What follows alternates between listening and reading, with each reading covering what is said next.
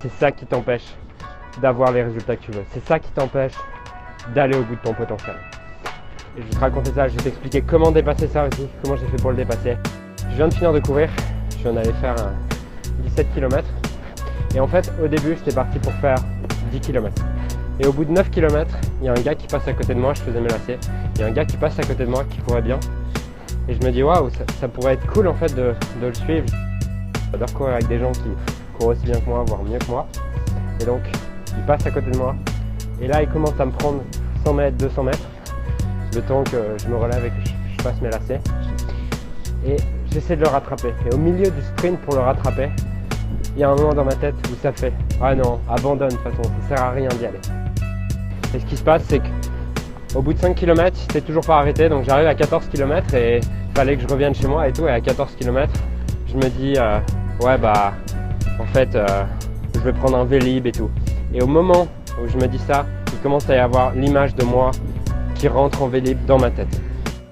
Ouais bah l'autre est trop fort, ouais tu sens rien aujourd'hui, ça sert à rien de te battre aujourd'hui. Et c'est cette petite voix qui t'empêche d'être au top.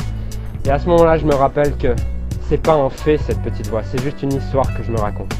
Et la différence entre les faits et les histoires, c'est ce qui t'empêche d'être au bout de ton potentiel.